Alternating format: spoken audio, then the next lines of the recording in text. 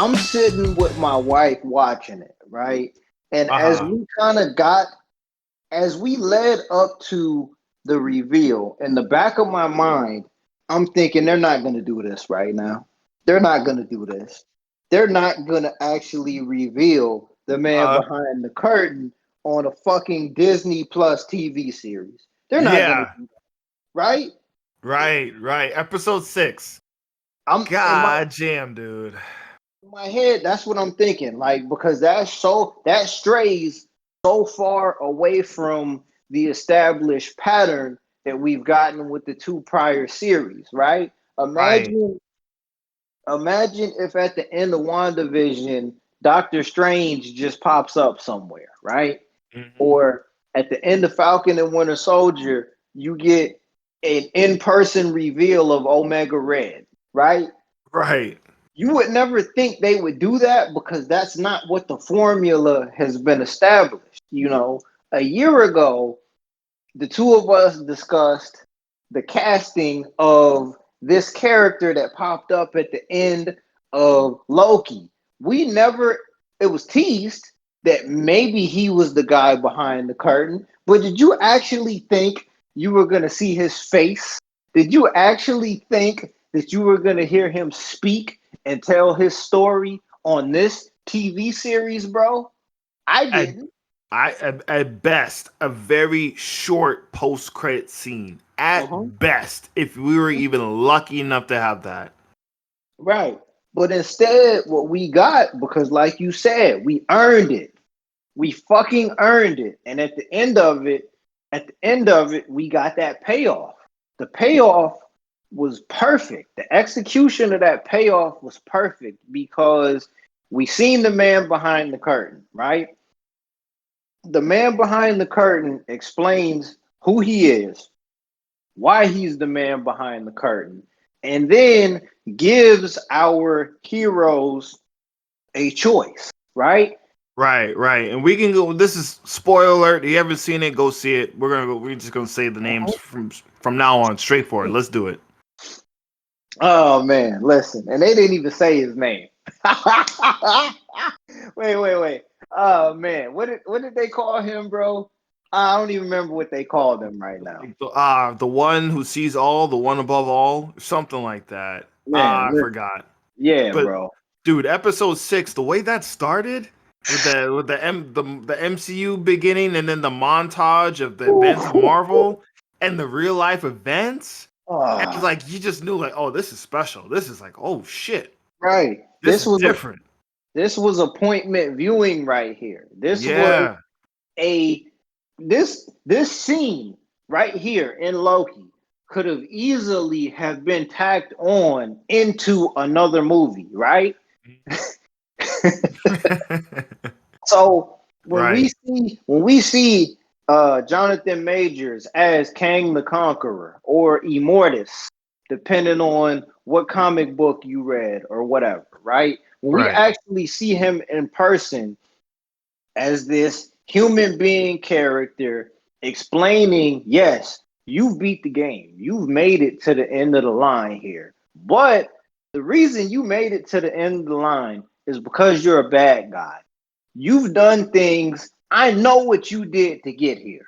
I know everything you did to get here. I know what I did to get here, right? right.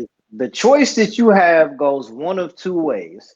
You either kill me and it gets worse, or you replace me and things kind of go along these same lines that they go. I'm not afraid of either scenario because I know that it can only go one or two ways.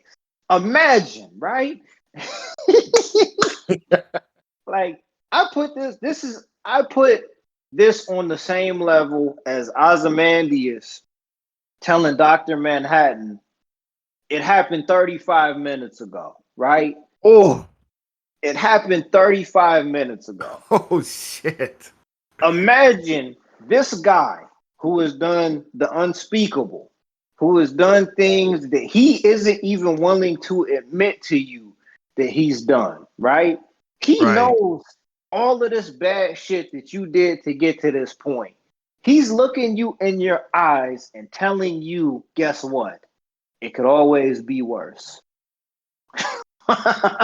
Dog, what you said in the text was perfect. Imagine you confront a psychopath, and the psychopath says, if you kill me, things will actually get worse.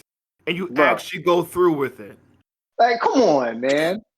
Like, what are you doing here, bro? Like, just really think about that. Like, let's really try to deep dive into that. Like, Right. what could drive a person to still decide to pull that trigger, bro? Emotion. Like, what would drive a person? This is a guy, Kang the Conqueror. This is a guy who's lived so long, who's seen all the possibilities, who was just bored with life because he knew how it all was going to end, and they finally reached past that threshold of the end of time, or what he thought was the end of time. So this was literally a new beginning for him. This was something fresh. This was something interesting. Holy shit, I might die. This is like, this is just like someone who's had their way for so long that they're just willing to give it all up. But they know when they give it all up, there's huge and dire consequences for doing that. Huge and dire consequences for giving it all up. So when he watches Sylvie and Loki going at it because there's a conflict of interest, because they love each other, they're romantically linked, which is kind of like a new definition of self-love, I guess. Mm-hmm. So when he's witnessing all of that, it's just like he's enjoying the fuck out of it because he's over it all and he just wants to know, I don't know what's happening. Just like the audience doesn't know what's happening. He's kind of vicariously living as us in the actual TV show. Facts. Facts. It's just crazy. No, that's facts. And like, oh man, there could have easily been a fourth wall break in there somewhere. I'm glad we didn't get one. Yeah, we didn't get it. We were all on the edge of our seats just watching this commence as Right. Loki and Sylvie are trying to decipher what to actually do. Sylvie just wants to kill. She's just upset. She's upset for how her life went. She wanted a normal life. Her life has been hell. It's been on the run. She's been partly doing it for herself, but I guess it's under the disguise of I'm doing it for free will for others, right? But if you really think about it, the free will of others is like you putting billions and billions of lives on the line for your quest of revenge. Yep. And that's that hero bullshit though. Like, yeah, most heroes, most people who are in that situation of being heroes are convinced that they are the ones who are making the toughest choice for everybody else. When in reality, the choice that you're making is really serving you more than it's serving everybody else. right. Oh, damn. Man. Keep cooking, dog. Like, bro, one of the things and one of the things that I kind of learned as I get a little bit older here, bro, and paying attention to stories that get told in fiction, real life, just whatever. Eventually, the bad guys are always going to win. It just depends on how their win is mitigated, right? Let's just take this outside of fiction for a quick second here. Let's just think about some central figures in media right here, right? I'm going to name one guy that reminds me a little bit of this character of Kang the Conqueror, and tell me if I'm a little bit off here, right? And you might think I'm bugging the fuck out with what I'm going to say. Go ahead, man. Kang the Conqueror reminded me of Joe Budden. Joe Budden. Kang the Conqueror reminded me of Joe Budden. Because, and this is why. This is why right here. Go ahead, right? Go ahead. Joe Budden is not a good guy, right? Joe Budden was as an MC, and oh man, I fucking love this podcast, bro. The behind the scene podcast. Let's Blame the get liquor. Like it. when Joe Budden was a rapper, he campaigned as being the rapper's rapper, the hip hop purist, the Mm, guy that was gonna plant his feet and represent lyricism, elite rapping ability, and try to fight against the machine to save hip hop, right? right. He lost that battle at every turn. Blackballed by his label. The biggest song that he ever made no money off of it. By all accounts, outside of your hardcore hip hop circles, most people think Joe Budden is a joke and don't take him serious, right? Yeah. Before the Joe Budden podcast, he Mm, was the pump it up guy and the loving hip hop guy, right? right. Joe Budden starts the Joe Budden podcast and then elevates himself above the culture that he is commentating on to where now the Joe Budden podcast is a staple. Even if you don't listen to the Joe Budden podcast, you know who Joe Budden is, right? He Right. goes from being the protagonist to the antagonist in a snap of a finger to where now the lines have been blurred to where the people who hate Joe Budden hate him because they have things in common with him. The only thing that separates Joe Budden from every other guy on Twitter and Facebook is the fact that people listen to what he has to say. Joe Budden is the top sociopath among billions of sociopaths and is only in his position because he says the things that everybody else is saying, but more people are listening to what he is saying, right? Dude. Okay. Oh man. Okay. So this character of Kang the Conqueror Uh is telling Loki and Sophie, I am the best, worst version of myself. You are also the same.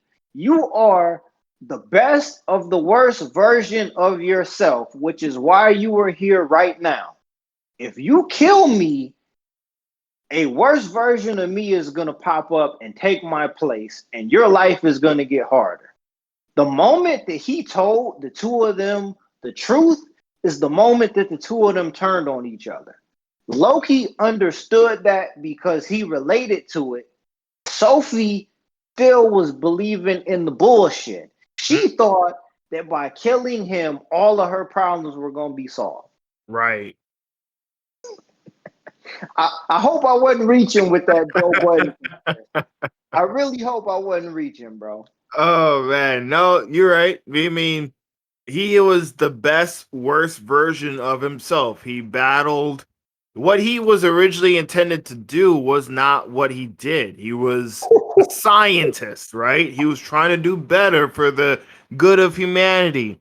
He Yep. linked up with other versions of himself with other realities, and through that, he got exposed to just real shit. He got exposed to cruelty. He got exposed to how the world actually functions. It had his other versions of himself took advantage of him and was trying to do their own shit. So he had to battle out I don't even countless versions of himself to come out on top and to just rein it in a little bit, Yep. right? So I guess the equivalent would be like Rory and Maul, right? As Sylvie and Loki. Facts. Facts. Essentially. Oh man. So almost like to the fact like Jay-Z is like another variant of him saying so what? You know, like Man. oh man. But yeah, man, Kang the Conqueror, the one above all, being the best version of himself and presenting himself to Sylvie as this sort of yeah, you can kill me, but if you think things are worse now, bad now, they will get worse. And Sylvie taking, like you said, this heroic, self-entitled duty to And still, this is for free will, telling the other No Loki this is free will. And the other bullshit. Loki knowing fully well that's bullshit because he knows himself and he knows alternate versions of himself. And he knows that this is the continuing path of Loki being a loser. This is Man, that path of us causing pain unto others. This is that path of basically getting yourself killed because you know the other versions of him could probably kill them.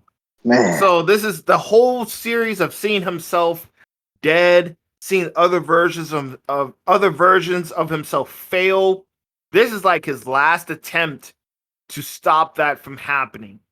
And he failed because he put trust in the version of himself and he fell in love with himself and he failed again. man. Dog, like you Oh, said, like a Greek tragedy. He failed again. And we see the consequences in that finale, man, where oh man. he Let's get goes into back to that. Mobius, and Mobius doesn't even know who he is. He fell into an alternative timeline, and we already see how Kane has made his presence known. Whew. Just seconds, a few seconds from that death, man. Like Tom Hiddleston sold that shit when he got transported back. When Sylvie pushed him back to the TVA headquarters, and you just saw the look of confusion, Man, sadness, depression, just like what the fuck? I just went through all that shit and it didn't change anything. Like, listen, bro. man, For him, it was Tuesday. for Kane Yeah, it was Tuesday. Oh no, for dog, Loki it was Tuesday, losing again. dog. Like, oh my goodness. So, how long do you think that Kang variant was just chopping at the bit, waiting for somebody to take that other guy out? Right? Within seconds, right? Right, right. Like how many centuries, how many millennia was this guy just waiting, chopping at the bit to just waiting for somebody to smoke him, bro, so he could just come in and really just, you know what I mean? That Right. statue, that was a mean ass statue right there, bro. That That's was. that. Oh my goodness, I would man. put that right up in the front yard with that golden Ozymandias with a kente hat on top. I best believe when Shiba Coin hits $1, I'm getting both of them statues commissioned and put in the front yard. Both Hey, of them shits. no, because them is major facts right there. And pardon the pun, but those are major facts right there, dog. Like that's how you elevate to me instantly. That character is instantly elevated to top tier off of the Right. strength, off of the strength of that right there, bro. Like, One yeah, performance of yep. one version of a character. I mean, Jonathan Majors, man, like I said before, he's not worrying about Lovecraft Country season Nope, 2. not at all. Not at Oh, all. dude. Not at all. And He killed that shit. man, and I like just talking about this. I need to go back and watch that episode again, man. I need to go back to get an understanding of that because a character like Thanos was a little bit clear cut. And Mm-hmm. like I love my fucking bad guys, bro. I love my bad guys. Whether Yeah. it be a Heihachi Mishima, whether it be Thanos, a Dark Side, a Frieza, Perfect Cell, Mm-hmm. Ozymandias, whatever, fucking, you know what I'm saying? Whoever, Vince McMahon, M. Bison. I love my bad guys, bro. I do. I love my bad guys. Motherfucking Shockwave, Megatron. You name a bad guy, and I got love for them because I have an understanding of why the bad guys are the bad guys. The best bad guys are always the ones who can explain why they're doing what they're doing, you know? And Right. in this instance, it was black and white. The shit was clear. He told y'all 2 + 2 = 4 every time. So when he told her, see you soon, I, Oh, was that a threat? Was it a Jesus promise? Christ, man. That was one hell of a statement. And as his last dying breath, he was like, I'll see you soon. Like, Man. whoo, God So, damn. I think at that moment, Sylvie realized she done fucked up. oh man, God bro. damn. She done So, fucked up, man. so with all that being said, then like I don't even know where to take. Okay, this is what I wanted to say here. Uh-huh. I think, and I think I sent this to you in the text message as well. And I hope this isn't a reach, but the ending of Loki season one was the best ending in the MCU since Infinity. There were basically rumors on the internet. This was the Snap 2.0. Like the equivalent. This is like the sequel to the Snap. For anyone who didn't watch this, this is like that moment of just like, holy shit, the bad guys won. Holy shit, they actually going through with this here. You know? Um I this I gotta agree. I gotta agree. And it was just mind blowing. A little bit of this was spoiled for me because I saw a little screenshot of Jonathan Majors on social media. So I was like, oh shit, they put Kane in here, but I didn't know if it was a post credit scene. I didn't know to what extent he was going to be in the actual episode. So I knew Kane was going to show up eventually. So that was ruined slightly on social media, and that was just me not being in tune with the episodes. Like I watched the last three the day after the season finale. Um, but I mean, for real, like this is what we expected in WandaVision. Everybody wanted to break the multiverse and to set that next 5 years of Marvel films. We didn't get that in that. We didn't get it with that.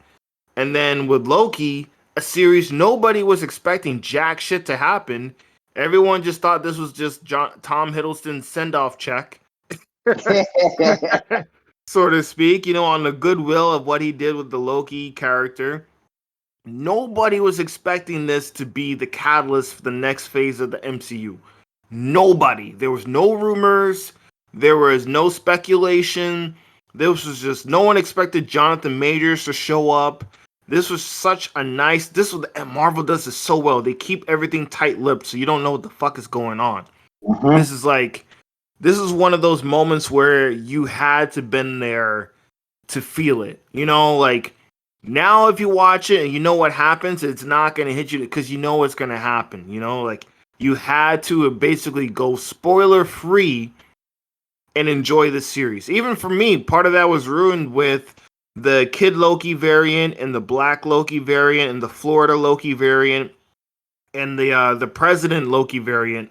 Like, we saw those memes of them being like album covers and shit like that. Like that wasn't revealed on the fly for me. So when I saw the episode and that happened, I was like, okay, cool, here they are. Some of this stuff you actually have to just tune out of social media and tune out and like watch it as it happens to really be in sync and get the full feeling of what transpired in the series, man. Cause yeah, dude, this pretty episode 6 and the ending for this series was easily made up 1, 2, and 3 and gave the series an overall great arc. And you can say it was a good series. Um, I've never really seen a series so far backloaded where 4, 5, and 6 just blew everything out the water from 1, 2, and 3. And Man. I did like the way they made you earn it. Like this was not something for the casual fan, dude. Like your average moviegoer who watches Civil War, your Mhm. average moviegoer who watches Iron Man is not gonna fuck with Loki like that, man. I agree. They're not. I Like agree. it's too much, it has no Marvel formula whatsoever. Like the only bit of it that you get is between Owen Wilson, Mobius, and Loki, and probably episode 5 when he meets his variants. That's it. Everything else is not the Marvel formula. Like you said, this was like something for the hardcore, but everyone tuned in still to watch what Right. was transpiring in this thing, man. And people are gonna be lost. I feel bad for people. If you didn't watch this shit, you're gonna be lost in the Marvel movies. This is kind of like that new era of like You got to be in tune with the streaming shows and in tune with the movies to get the full picture. Man. And this is kind of scary territory, but I like that it's different. And I'll be honest with you, bro. I don't want to watch every series on Disney Plus. I don't. Mm-hmm. I don't want to watch Hawkeye. I don't. You know what I'm saying? I'm just keeping it a bug, bro. I don't. I don't want to watch Hawkeye. Nobody does. Yeah. I don't want to watch Hawkeye. I don't want to watch Ironheart. I don't want to watch She-Hulk. I don't want to watch any of that. I don't want to, but at some point, I know that I'm gonna have to because fucking Matt Murdock and Jessica Jones are gonna pop up on Hell She-Hulk. yeah. Damn right they are. Because Jeremy Renner earned my respect seeing him portray Hawkeye. I'm gonna watch Hawkeye, right? Right. And now it's like they put that level of unpredictability in these shows where it's like, well, shit, I wasn't expecting that Loki. You No. know, I don't know what the hell they're gonna do with the Hawkeye series. If another villain might cameo or the Thunderbolts might appear together. Like, I don't know. Like, you don't know anymore. Like, now it's like you can't take a series for granted. Now it's like there could be a genuine Omega Red, for all we know, might show up in the damn Hawkeye series. Oh my goodness, bro. And you know, again, another hip hop quote, man. Cooley High, or you know what I'm saying? They had a song, the song Cooley High. You know what I'm saying? They said the safety's off the toaster and the shadows by the moonlight, bro. It's there. You know what I'm saying? We done already took the safety off of the 9 millimeter, dog. We aiming center mass and to the top from here on out. You know what I'm saying, bro? You know what I mean? Camp Low Shit. said it best, bro. The safety's off the toaster and the Mm. shadow is by the moonlight. We're not missing with anything right now, bro. Man, and Kevin Feige's the man behind the trigger. Like, Absolutely. Absolutely. 100%, man. dude, man, it's this was a great series. This was the payoff was well more than deserving as a viewer and a watcher of this shit. Um I thought Sylvie, I know we haven't talked too much about Sylvie, but I thought she was a good variant. I thought she was a good take on a female version of Loki. I know some people are expecting like the comic version, this big boob, busty ass, scantily clad goth Mm-hmm. woman with the horns and everything. But I'm glad we didn't get that because this was kind of like, you know, the actress. She kind of looks like a female version of like what would Tom Hiddleston look like as a woman. You know what I'm saying? She wouldn't be this busty ass, thick ass, you know, chick. You know, like Nope. I think Sylvie, the actress, did a good job, and Sylvie was different enough, and you were rooting for her to do the right thing. You were rooting for her to you were rooting for her to win until you saw Kang the Conqueror. Then you're like, oh shit, don't do it. Don't do it. But you knew she was gonna do it. You knew, and you didn't know if she was willing to kill Loki to get her wish. And I think that built the drama for the finale. You didn't know how far she was willing to go to exact her revenge, which was masqueraded as free will for everybody. You know, to try to get the W. Her definition of a W was to kill the person who caused all the misery and pain and grief in her life, being on the run and not having her own life and her own time stream. And the other Loki, OG Loki, was aware enough to know that this man was not lying. And Mm-hmm. you know, maybe we should keep with the status quo. Maybe we could rule the TVA. Maybe we could have our own timeline where me and you are together and we rule in Asgard, whatever. We could get a W with the status quo, but Sylvie was just so obsessed with revenge and this, like you said, this heroic duty. I'm the only one that can do this. Like, I needed your help to get to this point, but I can take it from here. And that clearly was not the case. With that situation with her and Kang the Conqueror. Jonathan Majors, I'm excited, man, to know what the other versions of him can do, what they're gonna look like. Man, that's Man, this is so different, man. Like, man, I hope people are not ready to break this Marvel formula, but it has to be broken after 10 years. It has to Yep. switch up. I Bruh, mean, it's got to, and this is a good way to do that. bro, hold on. So imagine imagine a Tony Stark version of Kang the Conqueror. Imagine Oh a shit. Killmonger version of Kang the Conqueror. Oh Imagine man. Imagine a Loki version of Kang the Conqueror. Imagine an Ant-Man version of Kang the Conqueror. Should I keep going? Should I keep going? The Yeah, possibilities are endless, literally.